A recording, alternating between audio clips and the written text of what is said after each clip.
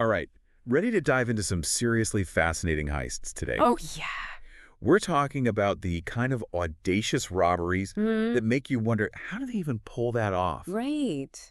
We've got a great book as our guide, Infamous Heists and Robberies, A Chronicle of Audacity, Mm-hmm. covering some legendary cases from 1963 all the way to 2015. Wow. England, the USA, Brazil. Mm. We're going global with this one. Yeah, and what's really interesting is how these cases, despite spanning decades and continents, often hinge on a similar factor. Okay. Insider knowledge. Think about it. Yeah. Having someone on the inside, whether it's a disgruntled employee or a corrupt official, Right. can make even the most elaborate heist seem almost effortless. Ooh, I like that, the insider angle. Yeah. Let's start with a classic example then, the Great Train Robbery of 1963 in England. Okay. This one's practically reached mythical status. It has. A gang of 15 hitting the Royal Mail train and getting away with £2.6 million. Wow.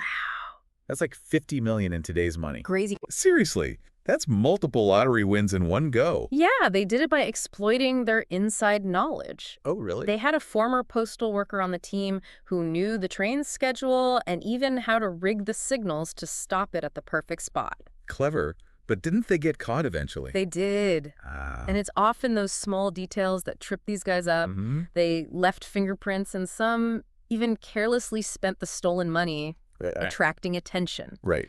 It's a reminder that even with insider information, covering your tracks is crucial. Okay, so inside knowledge can be a huge advantage, but it's not a guarantee for success. No. Let's hop across the pond to 1978, New York City. All right. JFK Airport, the Lufthansa Heist. Huh. This one's infamous, Mhm. partly thanks to the movie Goodfellas, right? Exactly. But what's interesting here is that the Lufthansa heist wasn't about intricate inside information like the train robbery. Mhm. It was more about brute force, mob connections, Right. and exploiting weaknesses in airport security. They knew where the money was and they hit it hard and fast. And then there were all those mysterious deaths afterward. Yeah. Almost makes you wonder if the millions were even worth it in the end. Actually, that's a common misconception portrayed in movies, that these masterminds get to enjoy their loot. Uh-huh. The reality is often far messier and more dangerous. Mm. Greed and paranoia can turn partners against each other, and sometimes the biggest threat isn't the law. It's your own accomplices. So insider knowledge or brute force, the risks are always there. They are. Ready for a change of scenery. Sure. Let's head down to Brazil in 2005 to Fortaleza. Okay. This one's wild. The Banco Central Burglary. Oh, yeah. We're not talking a couple of guys breaking in here. We're talking 25 thieves Wow. and a tunnel. A tunnel they dug themselves. Bro. Over 3 months, right under the bank. No way. It was a feat of engineering and planning hidden under the guise of a landscaping business. Really? They managed to snag an estimated $70 million, much of which was never recovered. Well, a landscaping business. Yeah. That's brilliant. It is. Talk about hiding in plain sight. Right. So in this case, their insider was practically the earth itself. Yeah, They basically. dug their way into the vault. Crazy. It is. And it speaks to a level of audacity that goes beyond simple greed. Wow. There's almost an element of performance. Yeah. A desire to outsmart the system in a spectacular fashion. Right. This heist became legendary in Brazil. I bet. Almost a folktale. It makes you wonder if, for some of these guys, the money is secondary to the thrill of the challenge. You know, I know what you mean. pulling off the impossible. Mm-hmm. All right, one more heist before we take a break. Okay. Back to the U.S., 1990, Boston, the Isabella Stewart Gardner Museum. All right. Now, this one hurts my art-loving heart. It's a tragedy, truly. Yeah. Masterpieces by Vermeer, Rembrandt, Degas I know. vanished. And the audacity lies in the method. Oh, The well. thieves entered the museum disguised as police officers. Police officers. That's bold. I mean, talk about exploiting trust. Right. Who's going to question a cop? But then again, Yeah. it backfired in the end, right? It did. I mean, they've never recovered the artwork, have they? Nope. Still missing. And that's a key point. Right. While we often focus on the initial success of these heists, Yeah. the long game is just as important. Right. The Gardner heist shows how even a seemingly flawless execution can turn into a logistical nightmare. Oh, yeah. When you have to fence priceless, recognizable artwork. It makes you wonder about those empty frames still hanging in the museum. And A constant reminder of what was lost. yeah. Do you think the thieves ever regretted it? Mm. I mean, having those masterpieces but not being able to show them off, Right. That's got to be frustrating for an art thief, right? You'd think, but it's hard to get inside the mind of a criminal like that. Yeah. Maybe the thrill of the heist was enough. Right. Or maybe they thought they could eventually sell the pieces under the radar. It's a mystery that continues to fascinate people to this day. Speaking of fascinating mysteries, Yeah. ready for one last heist? Sure. This one brings us back to England, 2015, the Hatton Garden heist. Oh, yeah. This one was crazy. And get this, the masterminds behind this one were a crew of senior citizens. Yeah, this one blew people's minds. Wow. It challenged the whole image of the young, agile thief. Right. These guys were in their 60s and 70s. No way. Proving that experience and patience are just as valuable as youthful energy. And they were after diamonds, right? They were. In Hatton Garden, London's diamond district. It sounds like something straight out of a Guy Ritchie movie. It does. Except these guys weren't flashy gangsters. No. They were methodical planners. Exactly. They spent 4 days over Easter weekend meticulously drilling through concrete walls to access the vault. What? While everyone else was enjoying the holiday, they were working tirelessly, Wow. exploiting that downtime. That's brilliant. Is. Really using the predictable rhythms of society to your advantage. It really is. So in a way, their age was their asset. Mm-hmm. Nobody suspected these seemingly harmless older guys. Nope. And they get away with a hefty sum too, didn't they? Around 14 million pounds in jewels and cash. Wow. And you know what's remarkable? They weren't caught red-handed. Really? The heist was only discovered after they'd left. You're kidding. They disappeared into the city. Just a group of seemingly ordinary retirees. Okay, that's a great place to pause and consider something that's been running through my mind as we've been talking. What? We've seen examples of meticulous planning, brute force, inside information. Yeah. But one thing that ties all these heists together is the audacity. It is. The sheer nerve to even attempt these things. Absolutely. And I think that's part of the reason why we find these stories so compelling. Yeah. There's a part of us that admires that daring, that Yeah. willingness to take risks, even if we'd never do it ourselves. It's like they're living out a fantasy, right? Yeah. Sticking it to the man, outsmarting the system. Yeah. But as we've seen, there's always a price to pay. Right. And that price isn't always about getting caught.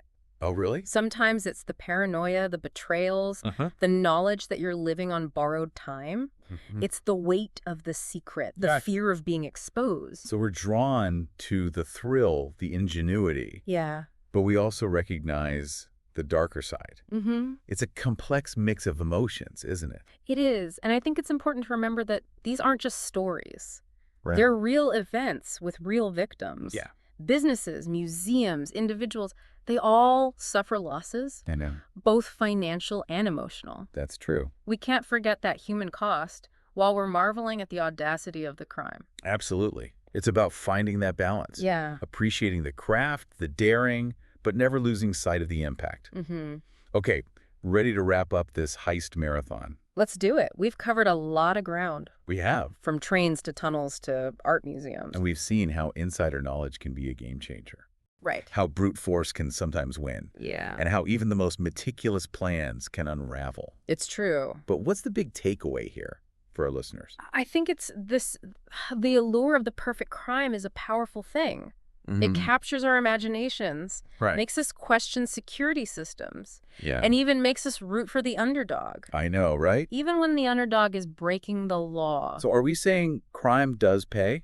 Not exactly. Yeah, but, What we're saying is that understanding these heists, the motivations, the methods, the successes and failures, gives us a fascinating glimpse into human nature, I see. both its brilliance and its flaws. I like that. Yeah. It's not about glorifying crime. It's about understanding it. Hmm. And maybe, just maybe, learning from it so we can stay one step ahead of the next great heist. And that's what makes this whole topic so fascinating, isn't it? Yeah. The fact that these heists can make us question our own perceptions of security, risk, and even morality. It's true. We hear about these incredible feats Yeah. of planning and daring. Right. And there's a part of us that can't help but be impressed, even while acknowledging the wrongness of it all. Think about the Great Train Robbery. Yeah, It's been over 50 years, I know. and yet it still holds a place in popular culture. Right. Books, movies, documentaries. It's almost become a romanticized part of British history. I get that. Yeah. There's something about the image of those masked men stopping the train. Yeah. That huge sum of money. Right. It captures the imagination. It really does. It's like a real-life Robin Hood story. Yeah. Even though we know they weren't exactly giving the money to the poor. Exactly. And that romanticization is something we see time and time again with these heists. Right. The criminals become almost folk heroes. Their crimes seen as victimless because they targeted large institutions or corporations. But of course, there are always victims. Of course. Maybe not individuals in some cases. Right.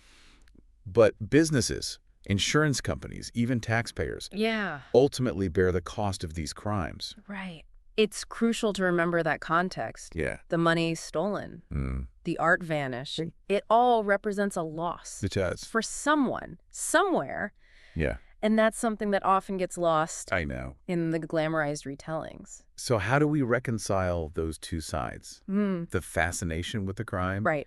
and the recognition of its impact. I think it's about understanding the human element. Okay. These heists aren't just about money or jewels. Right. They're about ambition, desperation, Yeah. and sometimes even a twisted sense of justice. Wow. They're about people trying to beat the system, Yeah. even if it means breaking the law. And that's what makes them so compelling. It is. We see ourselves reflected in those desires, even if we'd never act on them. Yeah. The desire for wealth, for adventure, for outsmarting the powers that be. Precisely.